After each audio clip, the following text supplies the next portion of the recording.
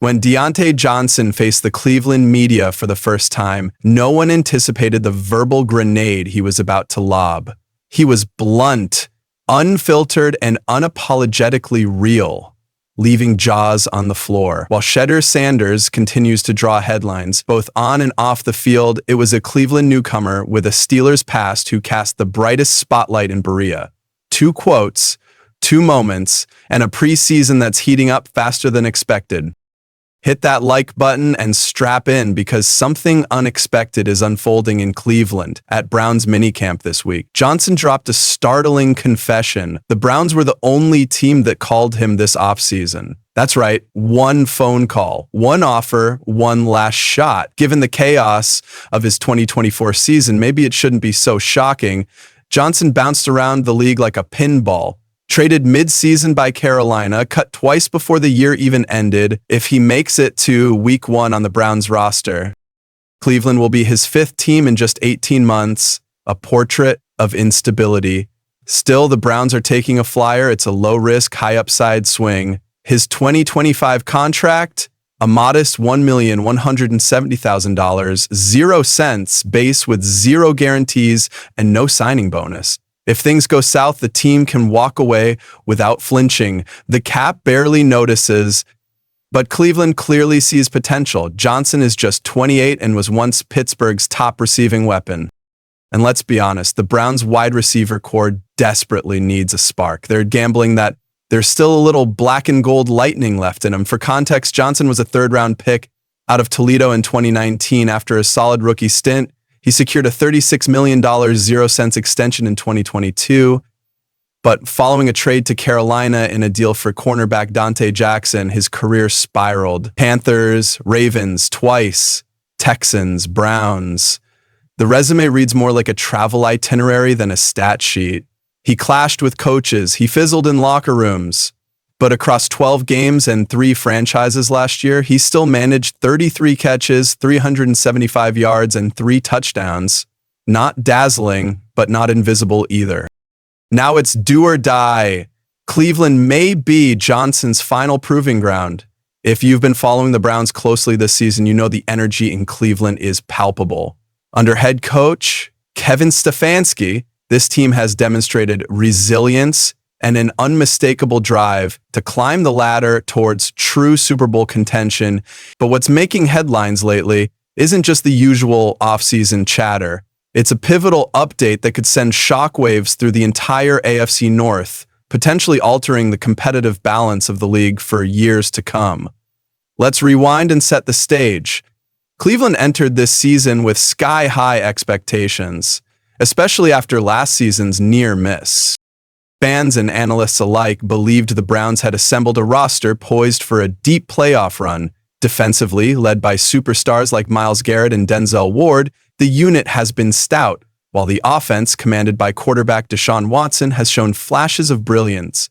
But as any seasoned fan knows, football is a game of inches, and sometimes it's the smallest details that define success. Enter one of the most intriguing storylines of the offseason, the addition of dynamic young quarterback Shedeur Sanders, son of the legendary Deion Sanders. Shedeur, who made waves in college football at Jackson State in Colorado, is drawing attention for his arm talent, football IQ, and natural leadership. Browns fans everywhere are eager to see if he can become a future NFL star. And here's where things get especially compelling. Recent updates from Cleveland's coaching staff, particularly from head coach Kevin Stefanski, suggest that Shedeur's progress is not just hype, but a reality unfolding faster than many predicted. During recent OTA sessions and minicamps, Stefanski has openly lauded Shedeur's work ethic, his knack for absorbing complex playbooks, and his composure under pressure. This isn't just coach speak, it's a strong indication that the Browns view Shedeur as a legitimate piece of their long-term puzzle. The staff sees him as both a developmental project and a potential competitor for playing time sooner rather than later. That's huge news for Browns Nation because it points to a future where Cleveland might have a dynamic dual-threat quarterback room. Deshaun Watson, the established leader, and Shedeur Sanders, the rising star. But here's the game changer. The AFC North is already one of the most competitive divisions in the NFL. The Bengals with Joe Burrow have been a force. The The Ravens, led by Lamar Jackson, bring a dynamic offense and stingy defense. And the Steelers under Mike Tomlin are always a threat. For Cleveland to seize its moment, the team needs to be strategic, innovative, and unafraid to harness emerging talent like Shedeur Sanders. So what does this mean for the Browns' immediate future? If Shedeur keeps progressing at the pace we're seeing, it could mean several things. First, Cleveland might be positioning itself with a contingency plan. If Deshaun Watson struggles or gets injured, they'll have a talented young quarterback ready to step in. That's a game changer, giving the Browns flexibility and a competitive edge. Second, it could shape how Stefanski deploys his offense, possibly leaning on the run game and defense while gradually integrating Shedeur into the mix to keep opposing defenses on their toes. But that's not the only storm brewing in Berea. Let's talk quarterbacks. The Browns' QB situation is a blaze of speculation, and rookie Shedeur Sanders is standing squarely in the fire. All eyes are on him, fans, analysts, legends, including one who knows exactly what it takes to earn greatness, Joe Thomas. The Hall of Famer and Iron Man of the trenches. Yes, he really played over 10,000 consecutive snaps. Shared some simple but powerful guidance for the young signal caller trying to earn QB1 honors. Keep your mouth shut, eyes and ears open, be humble. Accept the praise, deflect it, own the criticism, then show up the next day and improve. Classic Joe, direct, no fluff. But he didn't stop there. He urged Sanders to look himself in the mirror after every practice and ask one brutal question. Did I get better today? That self-check, that standard of personal accountability, that's the stuff of greatness. That's how you go from a mismanaged franchise to a bust in Canton. Now Sanders is in a whirlwind. The fan base is ready to anoint him. The media's already handed him the crown, but this isn't a coronation, it's a competition. Dillon Gabriel, the rookie drafted ahead of him, is still in the fight. Despite the outside noise painting him as the underdog, the kid is grinding just as hard. And if he wins the job, prepare for bedlam. One shaky throw from Flacco or Gabriel and First Energy Stadium might erupt with chants for Shedeur like it's a Saturday in Boulder. His quarterback room? A powder keg. One bad read and the whole thing could blow. The pressure is suffocating. The expectations are towering. But so far, Shedeur has said and done all the right things. He's poised, polished, and focused. And Joe Thomas's grounded wisdom might be the most anchoring force in the building right now. Keep your head down, grind, let your game speak. As for Deontay, he's a long shot, but a cheap one. And the QB battle? It's set to detonate. One way or another, the Browns' 2025 season is going to hinge on who can survive the heat and rise from the pressure. If you bleed brown and orange, subscribe to the channel because things in Cleveland are about to get wild. Thanks for being part of the ride. Breaking news. The chatter among fans has reached a fever pitch lately, and I'm here to unravel it all for you. But before we dive in, smash that like button so you never miss a beat. Now, something is brewing in Berea, and it's not just about who's going to take that first snap under center this fall. Right at the heart of the Cleveland Browns training facility, one of the NFL's most esteemed veterans, Joel Bitonio, found himself at a pivotal crossroads this offseason. For the first time in his storied career, the 10-year stalwart openly acknowledged contemplating retirement. A man who's been the backbone of this franchise, a 5-time Pro Bowler, and a bedrock in the offensive trenches. Bitonio's potential departure would have sent shockwaves throughout the league. Teammates respect that. And when you're trying to earn a role in an already stacked linebacker core, that's the kind of intangible that separates the average from the exceptional. Schlesinger has it, and it's the kind of presence that could enable the Browns to get more creative with their defensive packages, more speed, more coverage flexibility, more unpredictability to confound opposing offenses. And let's talk about Jerry Jeudy. The headlines might focus on his potential breakout, but let's dig deeper. This is about chemistry. He's connecting with Flacco, sure, but he's also becoming the heartbeat of that wide receiver room. There's no more splitting the WR1 spotlight with Elijah Moore. This is Judy's stage now. The connection with Flacco, it's not just about timing routes. It's about trust, about seamless communication.